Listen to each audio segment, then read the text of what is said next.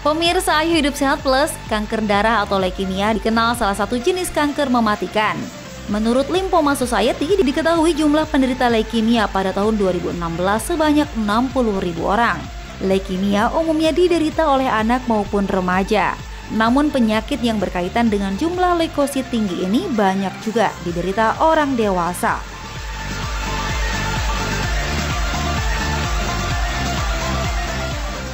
Seperti yang dialami oleh Ibu Lydia. Kepada tim Ayu Hidup Sehat Plus, ibu berusia 50 tahun ini menceritakan seputar perjuangannya bertahan hidup meski telah terdiagnosa leukemia kronik. Jadi berawal dari tahun 2006, bulan Mei itu saya merasakan demam berkepanjangan.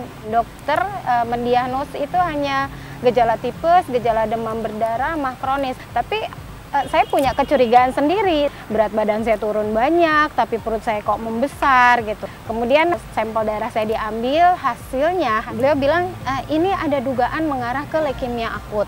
Saya kaget dong gitu, kok tiba-tiba langsung ke leukemia akut gitu dok. 2 hari kemudian dan diambil cairan sumsum. Dari hasil pengambilan cairan sumsum itu masih menunggu kurang lebih 40 hari sampai akhirnya keluarlah surat sakti itu yang menyatakan bahwa saya Lydia Dumayanti terdiagnosa leukemia kronik. Jadi ketika saya menyampaikan diagnosa dari dokter, saya nggak mau menangis di depan keluarga. Saya katakan ke keluarga saya kuat, insya Allah saya kuat, tapi saya mau didampingi oleh keluarga juga yang kuat. Gitu. Kalau kalian bisa support saya dengan kuat, itu jadi sumber tenaga buat saya. Tak ada kata menyerah dalam hidup Ibu Lydia. Untuk bisa bertahan dan menjalani kehidupannya sehari-hari, Ibu Lydia harus menjalani terapi dan mengkonsumsi obat secara rutin sepanjang hidupnya. Ketika dokter menyampaikan diagnosa, beliau juga sudah menjelaskan bahwa jenis penyakit ini terapi obatnya hanya 1. Gitu, dan itu harus dikonsumsi seumur hidup. Bersyukur artinya kamu sudah ketemu dengan dokter yang tepat, sudah ada pengobatan yang tepat. Jadi pesan dokter hanya 1, disiplin, jalani hidup apa adanya, dan jangan lupa bersyukur. Masalah berapa persen kesembuhan yang kita dapat itu urusannya Allah. Gitu. Yang penting kita usahanya dulu. Gitu. Pemirsa, leukemia merupakan jenis kanker yang terjadi akibat tingginya jumlah sel darah yang tak seimbang pada sumsum tulang. Dan bila tak ditangani secara tepat, akan terjadi penurunan kondisi tubuh yang berujung pada kematian. Lalu apa saja ya gejala yang umum terjadi pada pasien terdiagnosa leukemia? Berikut penjelasan Dr. Wismandari Wisnu, spesialis penyakit dalam.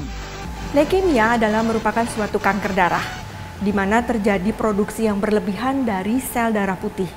Namun, sel darah putih yang dihasilkan adalah sel darah putih yang belum matang, sehingga tidak membuat suatu fungsinya menjadi lebih baik karena lebih banyak, tetapi sebaliknya tidak menjadi berfungsi malah. Mengingat gejala-gejala leukemia itu tidak spesifik, karena itu kalau Anda mengalami hal-hal seperti 1. Demam, kemudian juga berat badannya turun tanpa diketahui penyebab yang jelas, lemas, pucat, nafsu makannya menurun. Jika Anda mengalami hal-hal tersebut, segeralah periksa ke dokter agar dapat diketahui lebih lanjut dengan pemeriksaan-pemeriksaan yang lebih detail. Ada 2 jenis leukemia yang umum dikenal, yakni leukemia akut, di mana kanker akan berkembang dalam waktu yang cepat, bisa dalam hitungan bulan bahkan hari. Dan leukemia kronik, di mana sel kanker berjalan lambat, dan umumnya pasien bisa bertahan hidup lebih lama. Lalu seperti apa ya fakta dan mitos seputar leukemia yang berkembang di masyarakat?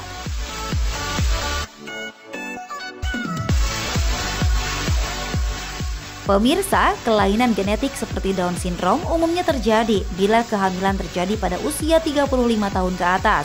Kelainan ini tak bisa disembuhkan, dan biasanya seorang dengan Down syndrome bisa lebih rentan terhadap penyakit. Lalu, fakta atau mitos ya jika seorang dengan kelainan genetik seperti Down syndrome rentan terkena leukemia? Jawabannya adalah fakta. Jadi pada kondisi-kondisi kelainan genetik dan salah satunya itu adalah dengan Down syndrome, pasien-pasien ini mempunyai resiko 20 kali lipat lebih tinggi untuk mengidap leukemia dibanding dengan pasien-pasien tanpa Down syndrome. Kelainan sel darah pasti menyebabkan mudahnya seseorang rentan terhadap penyakit. Demam dengan suhu di atas 38 derajat secara terus-menerus atau nyeri pada persendian umum dirasakan oleh pasien leukemia. Lalu betul nggak ya jika anemia, perdarahan atau bahkan infeksi akan mudah dialami oleh pasien leukemia? Jawabannya adalah fakta.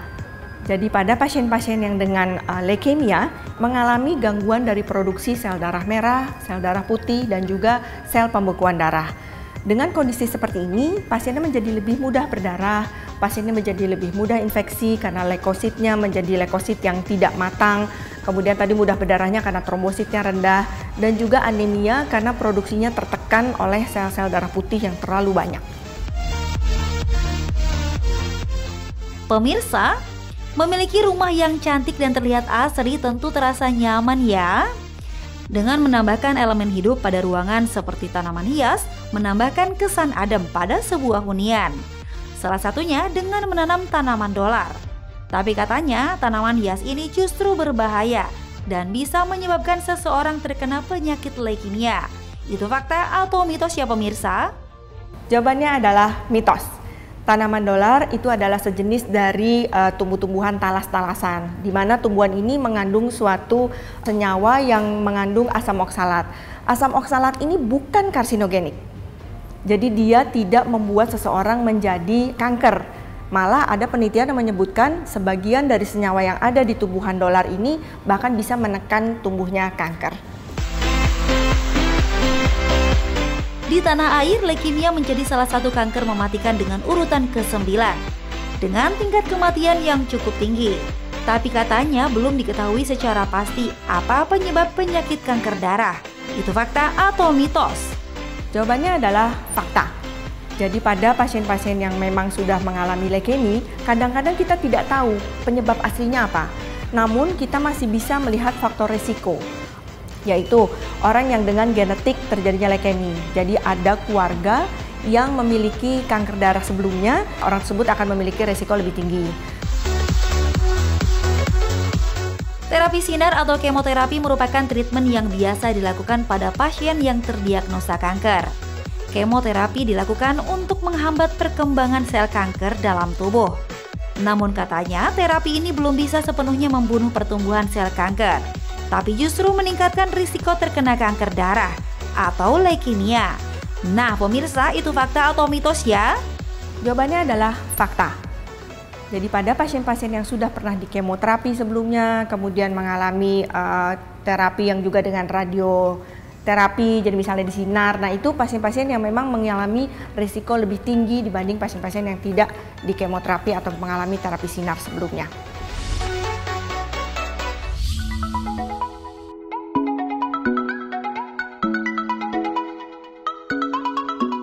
Pemirsa Ayo Hidup Sehat Plus, terhindar dari beragam penyakit mematikan seperti leukemia adalah keinginan tiap orang tentunya.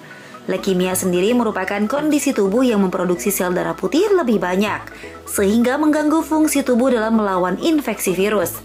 Nah, berikut ini adalah tokoh dan selebriti yang pernah berjuang melawan leukemia versi Ayo Hidup Sehat Plus. Yang pertama adalah Kareem Abdul-Jabbar.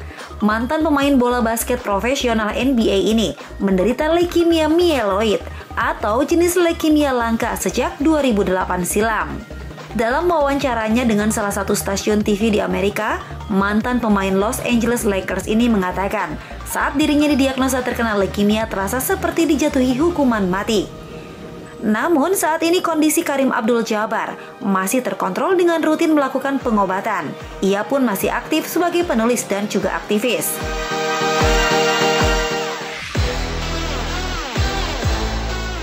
Berikutnya adalah Evan Handler. Aktor yang memiliki kepala pelontos ini juga didiagnosa menderita leukemia. Bahkan Evan sempat divonis dokter hanya dapat bertahan hidup selama 6 bulan saja.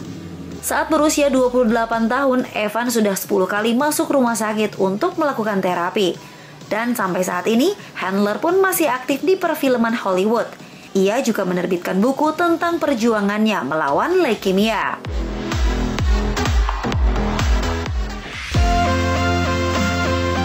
Berikutnya adalah Tun Abdul Razak. mantan Perdana Menteri asal negeri jiran Malaysia ini juga menderita leukemia. Ia didiagnosis menderita leukemia pada tahun 1969 dan divonis dokter hanya dapat bertahan selama 2 tahun. Walaupun begitu, ia tetap menjalankan amanahnya membangun masyarakat Malaysia hingga akhirnya wafat pada 14 Januari 1976.